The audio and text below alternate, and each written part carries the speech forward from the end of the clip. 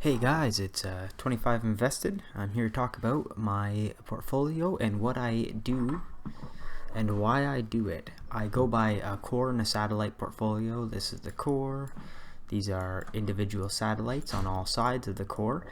The reason why I use this portfolio is because it provides me with a safe way to invest. I don't know what I'm doing yet. I'm getting better, I'm always learning, but I can't afford to take all the risk of learning all at once.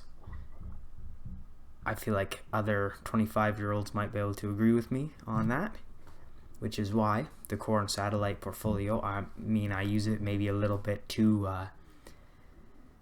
broadly. I put all my money in one ETF, two ETFs actually. They could be any ETFs that you'd like.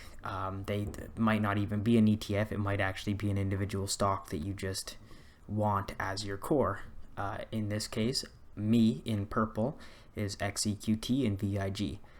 Other core ETFs that track the market, things like VOO and SPY and even VEQT, they're all very good ETFs that you could use. They're very broad, and that's what the core is about. It's about being broad, it's about being the average. You want your core to be the average. All the satellites, you wouldn't own these companies if you weren't trying to beat your core. Let me rephrase that. Don't own a company that you don't think you could beat the core with, otherwise you would want your money in that core. Also, keeping it broad, I invest in financials, real estate, energy, consumer staples, and tech. Maybe even a little too heavy in tech. The purple, again, being me, Apple, Google, Microsoft, Alibaba. Others that I don't own, HPQ and Netflix. I like more money being in the tech sectors than other sectors, mentioning REITs because I'm young.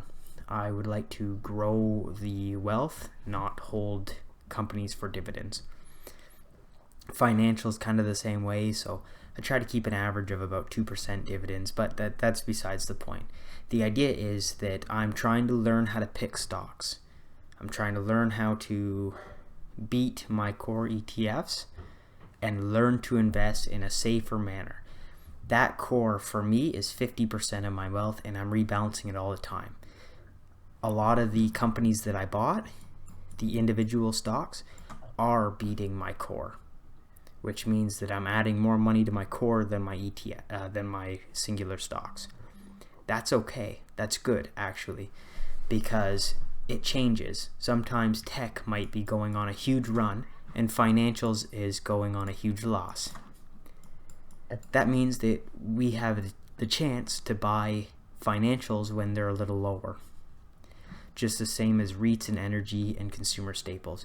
You have the chance to buy things that are lower when they are on their way down. And you have the chance of making more money on things that are going higher. So it really helps with the idea of averaging down, owning a lot of other companies. One of the big questions for this is that if you own VOO and VOO also owns a lot of Microsoft, aren't you owning more of the same thing? Yes, that is 100% true. You are doubling down on how much Microsoft that you own by owning VOO or SPY. Again, that is okay, because Microsoft might outperform, or when you buy it, you have made an educated decision that Microsoft will outperform VOO. That is what you're assuming by buying it. VOO is full of winners and losers. Having a core and satellite portfolio lets you buy more winners than losers. That's not to say that you're always going to pick the winners, which is why owning the core means that you will have a safe backup. If you are losing a lot more money than gaining, you're at least guaranteed that average. Anyways, guys, that's my take. I don't know, take a look at some of these companies. They're all stock tickers. The purple is what I own. The green is others that I've found, and yeah, enjoy.